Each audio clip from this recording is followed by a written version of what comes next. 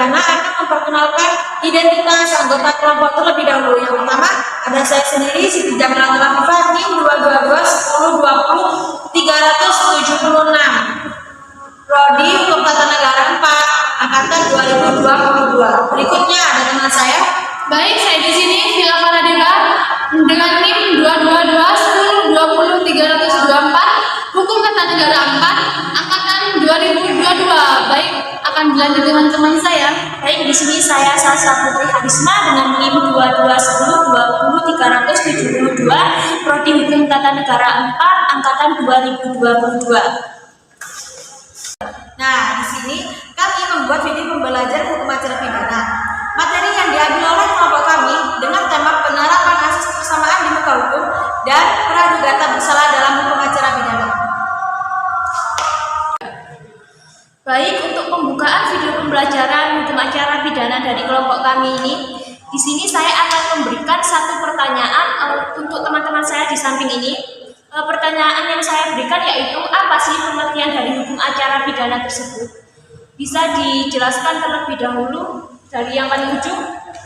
Baik, pengertian hukum acara pidana ya. Kalau yang sudah saya baca menurut para ahli ini, menurut R. Suroso, hukum acara pidana ialah kumpulan atau ketentuan dengan tujuan memberikan pedoman dalam usaha mencari kebenaran atau keadilan jika terjadi perkosaan terhadap ketentuan dalam hukum material. Mungkin dari teman saya ada tambahan gitu. Baik, saya akan menyebutkan pengertian hukum acara pidana di sini menurut Samijo.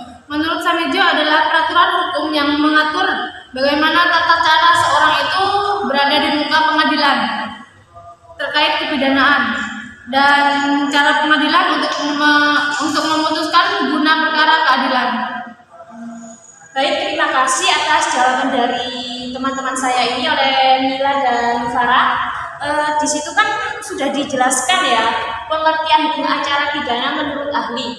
Kemudian feedback saya yaitu, apa sih pengertian hukum acara pidana menurut pendapat kalian masing-masing, yang agar penonton ini mudah untuk memahaminya. Bisa dijelaskan terlebih dahulu?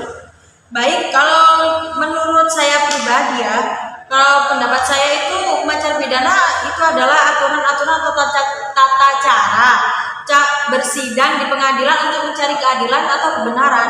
Dan hukum acara pidana ini termasuk hukum publik ya, yang bukan privat gitu. Apa tuh, umum, lebih umum daripada yang hukum privat gitu. Oh iya, terima kasih Mbak Mila. Bisa dilanjutkan untuk kesimpulannya? Kesimpulan di sini saya ambil dari kesimpulan yang Samijo tadi, pentingnya proses hukum yang adil dan transparan dalam menegakkan hukum pidana. Dan Samijo di sini juga menekankan perlunya perlindungan hak-hak terdakwa dan prinsip praduga tak bersalah serta kewenangan lembaga peradilan dalam mengambil keputusan yang adil. Terima kasih atas penjelasannya dari pengertian hukum acara pidana menurut beberapa ahli yang sudah dijelaskan dan kesimpulannya masing-masing. Di sini saya sudah sangat mudah untuk memahaminya. Untuk sesi selanjutnya, kelompok kami akan masuk ke materi inti. Baik, dalam materi inti kelompok kami ini, pertama-tama di sini kami akan menyebutkan beberapa asas dari hukum acara pidana. Kami telah memahami 13 asas hukum acara pidana. Untuk asas hukum acara pidana, yang pertama yaitu asas persamaan di muka hukum, yang kedua asas bantuan hukum, yang ketiga asas praduga tak bersalah, yang keempat asas in pressentia, dan yang kelima asas in absentia. Kemudian akan disebutkan oleh teman saya. Baik, selanjutnya asas yang keenam ya. Asas yang keenam ialah asas peradilan terbuka untuk umum. Yang ketujuh asas peradilan tertutup untuk umum, dan yang ke-8 asas oportunitas, yang ke-9 asas formalitas. Berikutnya akan dilanjutkan oleh teman saya. Baik, saya akan di sini akan melanjutkan asas yang ke-10. Asas yang ke-10 yaitu asas pengawasan, dan asas yang ke-11 yaitu asas ganti rugi dan rehabilitasi.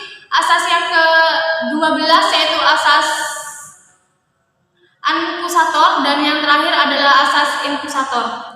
Nah, setelah disebutkan oleh kelompok kami, dari kelompok kami ini akan menjelaskan secara inti dua asas dari hukum acara pidana tersebut, yakni yang pertama asas persamaan di muka hukum, kemudian asas praduga tak bersalah dalam hukum acara pidana. Baik, selanjutnya materi pertama akan disampaikan oleh teman saya. Baik, terima kasih Mbak Mila atas waktunya. Jadi untuk pembahasan materi yang pertama dari kelompok kami yaitu tentang penerapan persamaan asas di muka hukum di peradilan Indonesia. Untuk pertama-tama saya di sini akan menjelaskan dasar hukumnya terlebih dahulu. Bahwa dalam peraturan perundang-undangan jauh sebelum diterapkan dalam konstitusi negara Indonesia, asas persamaan di muka hukum itu sebenarnya sudah ada di dalam kitab keagamaan, di dalam kitab bilangan bab 15 ayat 15 dan 16. Diterangkan bahwa manusia itu sama di hadapan Tuhannya.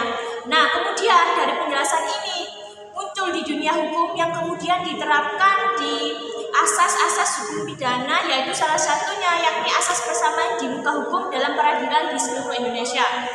Di sini saya akan lanjut untuk menjelaskan dasar hukumnya terlebih dahulu. Tentang hierarki perundang-undangan di Indonesia, sejak Indonesia merdeka sampai sekarang telah mengalami berbagai perubahan, yakni perumusan asas persamaan di muka hukum di Indonesia tertuang dalam beberapa undang-undang. Untuk yang pertama yaitu Undang-Undang Dasar 1945 pasal 27 ayat 1 yang mengatakan segala warga negara bersamaan kedudukannya di dalam hukum dan pemerintahan wajib menjunjung hukum dan pemerintahan itu dengan tidak ada pengecualiannya. Selanjutnya juga terdapat di pasal 28 ayat 1 mengatur setiap orang berhak atas pengakuan, jaminan perlindungan, dan kepastian hukum yang adil, serta perlakuan yang sama di hadapan hukum. Makna dari kedua pasal tersebut menjelaskan setiap warga negara Indonesia tanpa harus melihat dia itu penduduk asli Indonesia atau bukan, berasal dari golongan terdidik atau rakyat jelata, golongan menengah ke atas atau kaum bergemuruh di kemiskinan, harus dilayani dengan sama dan setara di hadapan hukum. Nah, untuk yang kedua yaitu tertuang dalam Undang-Undang Nomor 14 Tahun 1970 tentang kekuasaan kehakiman, Pasal 5 ayat 1 dan Pasal 4 ayat 1. Undang-Undang Nomor 48 Tahun 2009 dan Undang-Undang turunannya yaitu Undang-Undang tentang Peradilan Umum, tentang Peradilan Agama, kemudian tentang Peradilan Tata Usaha Negara, menyatakan bahwa pengadilan mengadili harus menurut hukum dan tidak membeda-bedakan orang, yang berarti bahwa pihak yang berperkara ini bebas mendapatkan. Baik, untuk yang kedua tertuang dalam Undang-Undang Nomor 14 Tahun 1970 tentang kekuasaan kehakiman Pasal 5 ayat 1 dan Pasal 4 ayat 1. Undang-Undang Nomor 48 Tahun 2009 dan Undang-Undang turunannya, yakni Undang-Undang tentang Peradilan Umum, Peradilan Agama, Peradilan Tata Usaha Negara, mengatakan bahwa pengadilan mengadili harus menurut hukum dan tidak membeda-bedakan orang, yang berarti di sini bahwa pihak yang berperkara diberikan kesempatan yang sama dalam menyampaikan pendapatnya. Para praktisi hukum lainnya menyebut sebagai asas legalitas and equality. Nah, untuk yang ketiga tertuang dalam KUHP atau yang disebut dengan Kitab Undang-Undang Hukum Acara Pidana bagian konsideran huruf A menerangkan bahwa negara Republik Indonesia adalah negara hukum berdasarkan Pancasila dan Undang-Undang 1945 yang menjunjung tinggi hak asasi manusia serta menjamin segala warga negara bersamaan kedudukannya di dalam hukum dan pemerintahan wajib menjunjung hukum tanpa ada pengecualiannya.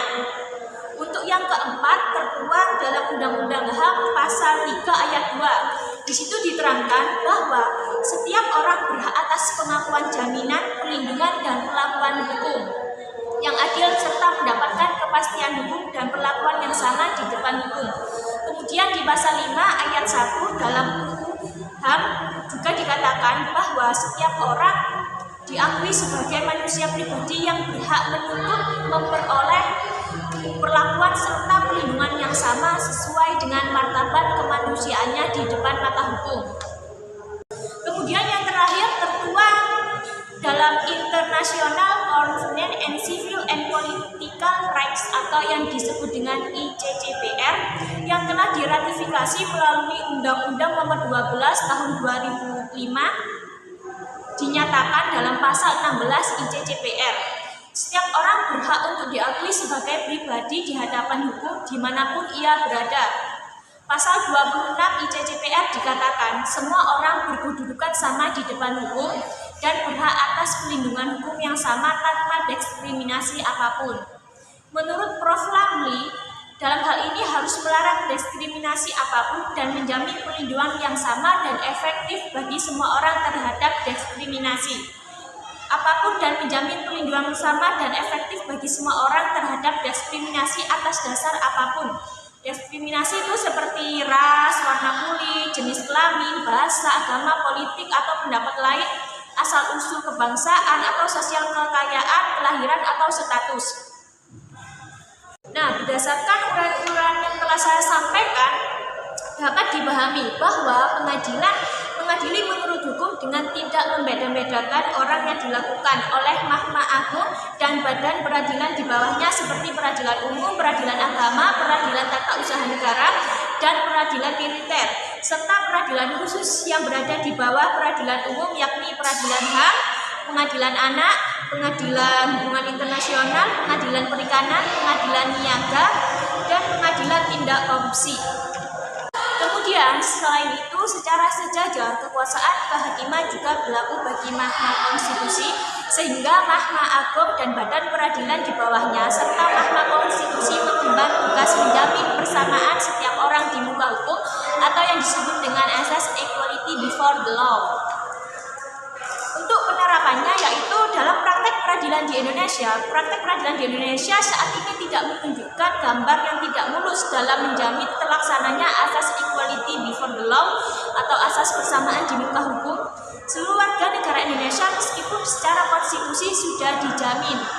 Hal tersebut juga mendapat pengakuan dari Mahkamah Agung Republik Indonesia dalam blueprint cetak biru pembaharuan Mahkamah Agung 2010 sampai 2035 menyatakan organisasi diagnostik assessment atau yang disebut dengan ODA pada tahun 2009 kinerja lembaga peradilan tetap menjadi sorotan dari berbagai kalangan antara lain mengenai informasi, proses peradilan yang tertutup, biaya perkara yang tinggi, masih sulitnya akses masyarakat miskin atau terpinggirkan, serta proses penyelesaian perkara yang dirasakan masih sangat lama. Kemudian di tahun 2018, hasil dari Indonesia Judicial Reform Forum atau yang disebut dengan IJRF, selain memotret sejumlah kemajuan institusional dari reformasi peradilan, juga masih mencatat sejumlah tantangan ke depan. Sebagaimana digambarkan bahwa pembaharuan peradilan masih dipahami sebagai tanggung jawab lembaga pengadilan semata dan perlu dipahami sebagai tanggung jawab bersama seluruh lembaga peradilan, aparat penegak hukum, advokat, lembaga pendidikan hukum, dan masyarakat sipil. Dari gambaran-gambaran penilaian pelaksanaan asas equality before the law dari paparan yang telah saya sampaikan, menunjukkan bahwa reformasi pembaharuan hukum belum berjalan mulus dan masih diwarnai berbagai penyimpangan dari oknum-oknum pejabat, penyimpangan yang bermula dari oknum penegak hukum dan masyarakat mencari keadilan menghalalkan segala cara. Kasus terakhir yang mencengangkan masyarakat Indonesia yaitu tentang kasus Sambo dan kasus OTT, aparat peradilan yang melibatkan hakim agung, pengacara, hakim, dan swasta. Dengan demikian dapat disimpulkan bahwasanya yang telah disampaikan oleh lembaga survei Indonesia Judicial Reform Forum atau yang disebut dengan IJRF bahwa pembaharuan peradilan masih belum menyentuh keseluruhan elemen hukum, salah satunya di asas persamaan di muka hukum pada hukum acara pidana di peradilan Indonesia. Baik, terima kasih. Itu materi yang saya sampaikan. Apakah dari teman-teman saya di samping ini ada pertanyaan dari materi yang saya sampaikan? Baik, di sini saya akan bertanya. Oh ya, Silakan bertanya tentang penjelasan yang telah disampaikan bahwa penerapan asas persamaan di muka hukum dan tidak berjalan dengan mulus. Menurut pemateri tadi, apa yang harus dilakukan oleh pemerintah untuk meningkatkan adanya penerapan asas di muka hukum? Oh ya.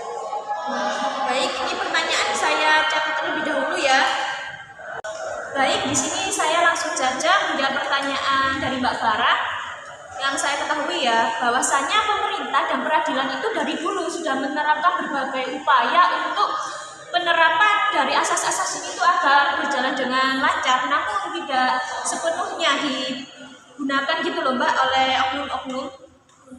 Namun upaya-upayanya yaitu untuk yang pertama itu penyusunan kebijakan, mengeluarkan beberapa kebijakan yang jelas dan tegas mengenai perlakuan yang adil dan setara bagi semua pihak di dalam sistem peradilan.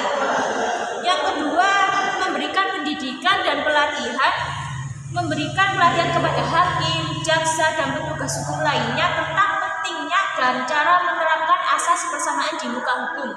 Yang ketiga, adanya penegakan hukum, memastikan bahwa penegakan hukum dilakukan tanpa adanya diskriminasi terhadap jenis kelamin, ras, kulit, atau latar belakang lainnya. Yang keempat, penguatan institusi hukum, meningkatkan kapasitas lembaga-lembaga peradilan untuk menangani kasus dengan adil dan transparan. Yang kelima, pengawasan dan evaluasi, melakukan pengawasan secara bertahap terhadap implementasi asas persamaan di muka hukum dan melakukan evaluasi untuk perbaikan yang berkelanjutan. Dengan langkah-langkah ini, pemerintah dapat memastikan bahwa setiap individu mendapatkan perlakuan yang adil dan setara di hadapan hukum. Itu jawaban dari saya, Mbak Sarah. Apakah ada feedback? Oh, terima kasih. Baik, setelah materi yang pertama setelah saya sampaikan, untuk materi yang kedua akan disampaikan oleh teman saya. Saya persilakan untuk menyampaikan materinya. Baik, terima kasih Mbak. Saya di sini akan menyampaikan tentang asas praduga tidak bersalah. Dalam hukum acara pidana itu asas praduga tidak bersalah itu sudah familiar, sudah banyak diketahui dan sudah banyak didengar. Dalam hukum acara pidana ada salah satu asas yang memang familiar dan terkenal. Asas ini adalah asas praduga tidak bersalah. Yang disebut dengan asas praduga tidak bersalah adalah setiap orang yang diduga atau dituduh melakukan tindak pidana, namun orang itu belum bisa dinyatakan bersalah sebelum hakim sendiri, sebelum di pengadilan itu ada yang menyentuhkan bahwa dia bersalah. Jadi asas praduga tidak bersalah di sana dapat disimpulkan bahwa seseorang yang melakukan tindak pidana atau dituduh melakukan tindak pidana tidak bisa disebut bersalah sebelum dia mendapatkan keadilan, sebelum hakim juga menyebutkan. Nah, asas praduga tidak bersalah ini sangat penting dalam proses peradilan di Indonesia. Penerapan asas praduga tidak bersalah ini bertujuan untuk melindungi hak asasi manusia, mencegah penyalahgunaan kekuasaan oleh aparat penegak hukum, serta memastikan keadilan dalam proses peradilan. Namun dalam praktiknya di Indonesia ini, penerapan asas hukum tidak bersalah ini masih menemui banyak tantangan. Yang tantangan yang pertama yaitu presumpsi bermasalah di masyarakat. Beberapa kasus pidana seringkali dipengaruhi oleh opini publik, yaitu yang sudah menganggap seseorang bersalah sebelum hakim menyatakan orang itu bersalah. Hal ini yang dapat mempengaruhi proses peradilan dan menyulitkan terdakwa untuk mendapatkan persidangan yang adil. Yang kedua yaitu keterbatasan akses terhadap pembelaan hukum, yang dimana di sini banyak terdakwa yang tidak mampu memperoleh bantuan hukum yang memadai, sehingga menyulitkan mereka untuk membuktikan ketidakbersalahannya. Hal inilah yang juga dapat melanggar adanya asas praduga tidak bersalah. Yang ketiga yaitu di sini lambangnya proses pengadilan. Proses peradilan pidana di Indonesia seringkali memakan waktu yang lama, sehingga terdakwa harus menunggu lama sebelum mendapatkan kepastian hukum. Hal ini dapat merugikan terdakwa yang seharusnya dianggap tidak bersalah selama proses peradilan ini berlangsung. Yang keempat yaitu ketidakterbukaan proses keadilan. Transparansi dalam proses peradilan sangat penting untuk memastikan bahwa setiap orang mendapatkan perlakuan yang sama di mata hukum. Namun masih sering terjadi ketidakjelasan dan ketidakterbukaan dalam proses peradilan yang dapat meragukan kepatuhan terhadap asas praduga tidak bersalah. Nah, di sini saya akan menyampaikan apa sih yang harus dilakukan untuk meningkatkan asas praduga tidak bersalah dalam proses peradilan pidana di Indonesia. dan dapat dilakukan langkah-langkah sebagai berikut. Yang pertama yaitu peningkatan dan pemahaman masyarakat terhadap hukum dan pentingnya asas praduga tidak bersalah dalam proses peradilan. Yang kedua di sini yaitu memastikan yang lebih luas terhadap bantuan hukum bagi terdakwa yang membutuhkan baik secara finansial maupun teknis. Yang ketiga yaitu percepatan proses peradilan yang mengaruhi birokrasi dan memperbaiki efisiensi sistem peradilan di Indonesia. Yang keempat yaitu meningkatkan transparansi dalam proses peradilan yang memberikan akses informasi yang lebih luas kepada publik tentang perkembangan kasus-kasus hukum. Yang kelima yaitu melakukan pelatihan dan pengawasan yang lebih intensif terhadap aparat penegak hukum untuk memastikan bahwa mereka menghormati dan melaksanakan asas praduga tidak bersalah dengan benar. Mungkin dengan cara-cara tersebut penerapan asas tidak mungkin dari cara-cara tersebut penerapan asas tidak bersalah dalam proses peradilan di Indonesia ini dapat ditingkatkan setiap individu dan dapat perlakuan yang adil dan sesuai dengan hukum. Di sini saya akan memberikan contoh kasus yang itu berkaitan dengan asas praduga tidak bersalah. Contoh kasus di sini adalah kasus penganiayaan yang melibatkan aparat penegak hukum. Dalam beberapa kasus penganiayaan ini dapat dilakukan oleh aparat polisi atau penjaga tahanan. Penerapan asas tidak bersalah seringkali terancam faktor kekuatan dan posisi aparat tersebut. Dalam kasus semacam ini, terdakwa seringkali mengalami kesulitan dan mendapatkan akses terhadap bantuan hukum yang memadai, serta mengalami ketidakadilan saat proses pengadilan berlangsung. Hal ini menunjukkan bahwa terdapat tantangan dalam memastikan setiap individu yang didakwa memiliki hak untuk dianggap tidak bersalah sampai terbukti sebaliknya. Nah, dapat melihat dari contoh kasus tersebut, kita dapat melihat bagaimana penerapan asas praduga tidak bersalah dalam proses pengadilan yang masih menghadapi tantangan yang perlu diatasi. Upaya-upaya untuk meningkatkan pemahaman hukum, akses terhadap bantuan hukum, efisiensi proses pengadilan, transparansi serta pengawasan terhadap aparat penegak hukum sangat penting untuk memastikan keadilan dan penegakan hak asasi manusia dalam sistem peradilan hukum di Indonesia. Mbak, saya mau tanya deh ya, apa solusi yang bisa dipertimbangkan dalam masalah ini? Dalam permasalahan kasus-kasus ini? Iya. Baik, di sini saya akan menjelaskan dalam mengatasi tantangan penerapan asas praduga tidak bersalah dalam proses pengadilan pidana. Penting bagi pemerintah, lembaga hukum, dan masyarakat untuk bekerja sama saling meningkatkan pemahaman hukum, transparansi, keadilan sistem peradilan. Berikut langkah-langkah dan solusi yang menurut saya yang harus dipertimbangkan oleh aparat pemerintahan. Yang pertama itu edukasi hukum. Edukasi hukum di sini untuk meningkatkan pemahaman masyarakat tentang prinsip-prinsip asas praduga tidak bersalah dan hak asasi manusia dalam proses keadilan. Kampanye edukasi hukum secara luas dapat membantu masyarakat memahami pentingnya asas praduga tidak bersalah di pengadilan.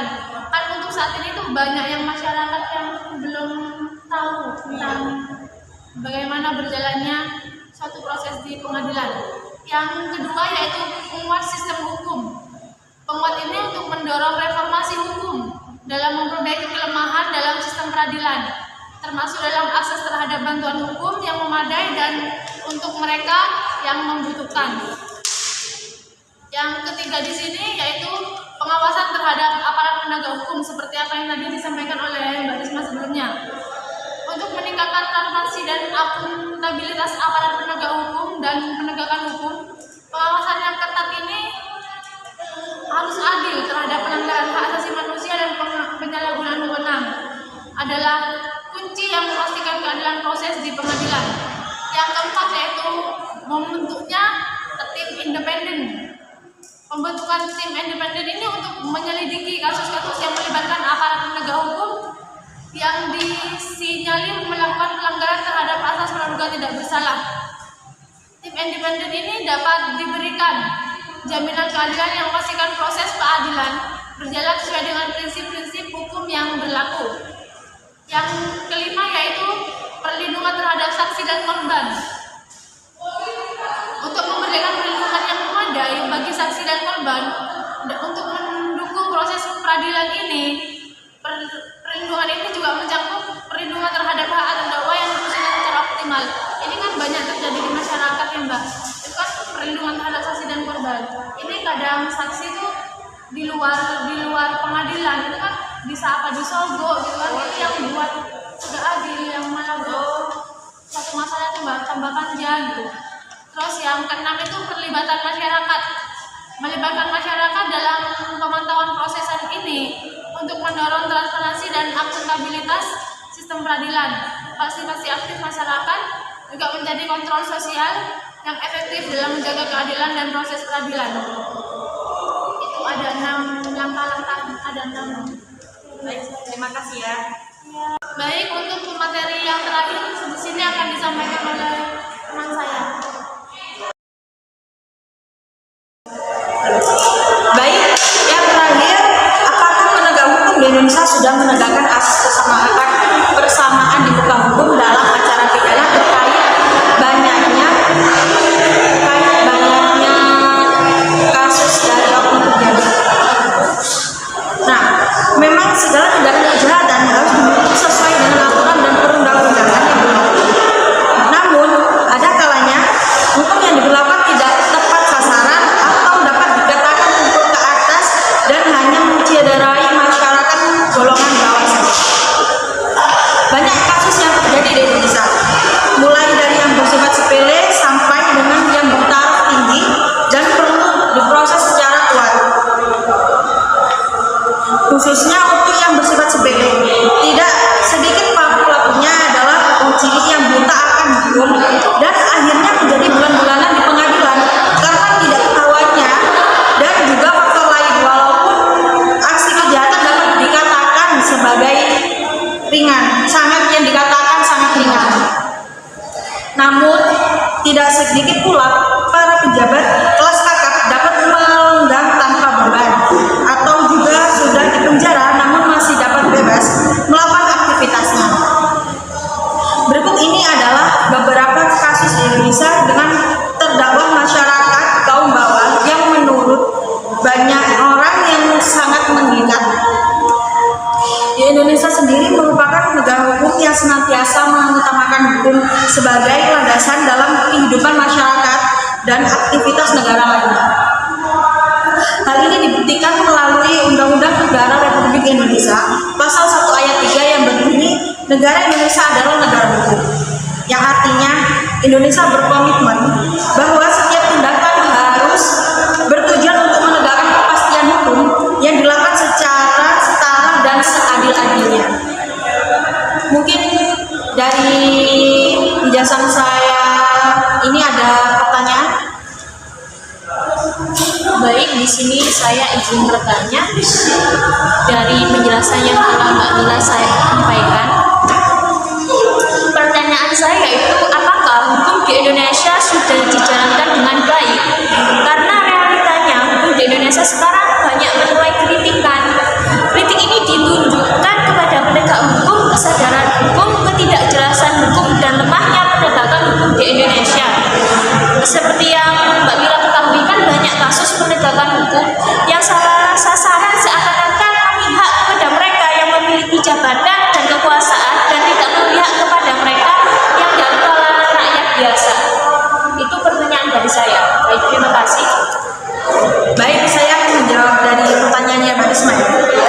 Hal itu sudah membuktikan bahwa hukum Indonesia timpang sebelah atau bisa kita sebut tumpul ke atas tajam ke bawah.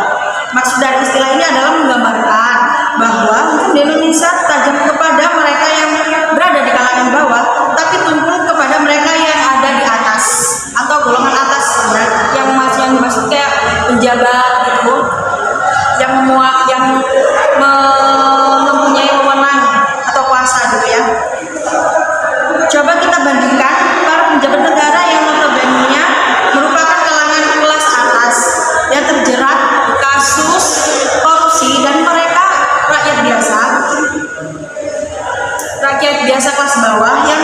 kasus sepele namun dibesar-besarkan yang harusnya bisa diselesaikan secara kekeluargaan. Seperti contohnya itu ya kasus seorang nenek yang berusia 55 tahun bernama, kita sebut saja Minah, yang kedapatan mencuri singkong. Ada juga kasus nenek Sumiati yang berusia 72 tahun yang mencuri pepaya. Nah kan kedua nenek itu kan sudah tua ya, mungkin di rumahnya kan tidak ada anak, kan sudah sangat rentan untuk bekerja gitu loh. Nah hal ini kan bisa diselesaikan secara kekeluargaan gitu. Gimana ya mereka ya yang mencuri yang harganya mungkin tidak seberapa namun mendapatkan tuntutan 2 tahun penjara. Nah itu yang dikatakan tajam ke bawah. Mungkin untuk selanjutnya, sementara itu bandingkan dengan kasus korupsi mantan gubernur Banten yang hanya dijatuhi hukuman 4 tahun penjara dan denda sebesar 200 juta rupiah. Sang gubernur kedapatan melakukan tindak pidana suap terhadap mantan ketua MK Akil Mukhtar sebesar 1 miliar. Sementara itu dibandingkan dengan kasus korupsi mantan gubernur Banten yang dijatuhi hukuman 4 tahun penjara dan denda sebesar 200 juta rupiah, sang gubernur kedapatan melakukan tindak pidana suap terhadap mantan ketua MK Akil Mukhtar sebesar 1 miliar rupiah yang dimaksud untuk memenangkan gugatan yang diajukan. Nah, ini kan sudah bisa kita lihat kan ya, kalau perbandingannya itu sudah sangat jauh gitu kalau untuk penerapan asas persamaan di muka hukum. Nah, hukum tajam ke bawah tidaklah salah. Memang seharusnya hukum tajam terhadap siapapun tanpa membedakan kasta sosial dalam masyarakat. Apabila seseorang melakukan tindak pidana kejahatan, sudah semestinya orang tersebut dihukum sesuai dengan undang-undang yang sudah berlaku. Nah, ini ada saran bahwa kiranya aparat penegak hukum lebih memahami bunyi Undang-Undang Dasar Pasal 28D ayat 1 yang menerangkan tentang setiap orang berhak atas pengakuan, jaminan, perlindungan, dan kepastian hukum yang adil serta perlakuan yang sama di muka hukum. Terus dari hal ini saja sudah dilihat bahwa negara Indonesia masih aja menyepelekan asas persamaan di muka hukum dalam acara pidana. Tidak semua penegak hukum tetapi ada saja oknum-oknum penegak hukum. Dengan hal ini seringkali oknum-oknum penjabat yang terjerat kasus tersebut menggunakan uang untuk menyuap oknum penegakan hukum agar terbebas dari jatuhan hukuman. Hal ini biasa terjadi di Indonesia. Biasanya disebut dengan mafia hukum, bahkan oknum-oknum penjabat termasuk dalam mafia hukum.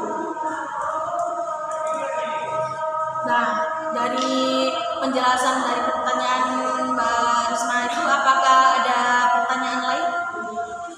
Baik, di sini saya akan bertanya. Oh iya, baik.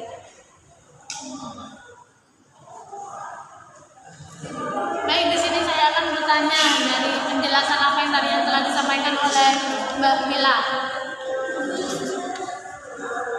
Apakah menurut Mbak Mila, apakah ini sudah termasuk dalam pelanggaran salah satu asas persamaan hukum? Baik, saya akan menjawab pertanyaan dari Mbak Farah. Hal ini sudah tentu saja karena oknum penegakan hukum di Indonesia melihat dari status sosial mereka yang terjerat kasus pidana. Semakin banyak mengeluarkan, semakin ringan hukuman, semakin banyak mengeluarkan uang, semakin ringan hukuman yang diterima. Dan hal ini lebih condong kepada oknum pejabat dan kalangan menengah atas. Masih banyak contoh kasus. Di sini banyak kan sudah contoh kasus yang seperti di Indonesia, maka dari itu penegak hukum tidak semuanya menerapkan asas persamaan di muka hukum. Masih ada beberapa oknum penegak hukum yang seperti itu. Jadi di Indonesia ini enggak semuanya tuh menerapkan persamaan di muka hukum gitu. Ada beberapa oknum yang hanya melihat dari kasta sosial dan hanya menerima suap itu dari kalangan-kalangan atas gitu. Nah, jadi begitu. Apakah bisa dijelaskan? Di sini saya ada feedback terkait pertanyaan saya tadi yang saya sampaikan kepada Mbak Mila itu, gimana ya menurut Mbak Mila terkait ada kasus yang terbaru ini tentang pembunuhan Vina di Cirebon itu, kan kasusnya sekarang kan diungkit lagi ya setelah beberapa tahun. Nah, menurut Mbak Mila, dari pandangan Mbak Mila, kan itu ada banyak yang salah tangkap gitu sih katanya. Menurut Mbak Mila itu melanggar asas persamaan di muka hukum apa melanggar asas praduga tak bersalah? Nah, itu sudah melanggar banyak asas ya. Yang pertama yang persamaan di muka hukum, yang kedua praduga tak bersalah. Nah, sama itu ada asas pertambahan yang kalau nggak salah itu asas akusator itu loh, yang dimana yang terdakwa itu dijadikan objek pemeriksaan.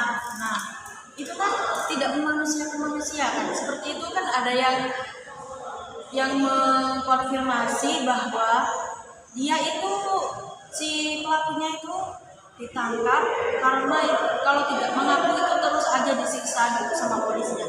Nah, itu kan sudah melanggar asas itu kan, sama persamaan muka hukum itu juga. Nah, kenapa si pelakunya itu yang pelaku utama itu tidak ditangkap gitu? Nah, itu juga menjadi satu pelanggaran. Nah, tentu saja melanggar asas persamaan muka hukum dan praduga tak bersalah. Karena yang dinyatakan itu kan ada yang mengkonfirmasi bahwa itu salah orang. Jadi itu harus terdakwa tersangka itu harus mendapatkan asas ganti rugi dan rehabilitas untuk nama baiknya. Jadi begitu. Oh, berarti dari kasus Vina ini tidak hanya melanggar dua asas ya? Iya. Oh, baik, terima kasih Mbak Mila atas jawabannya. Ya. Baik, materi yang telah kelompok kami sampaikan ini telah selesai. Apabila ada tutur kata atau salah penyebutan, kami sekelompok mengucapkan mohon maaf. Saya akhiri dengan Wassalamualaikum warahmatullahi wabarakatuh.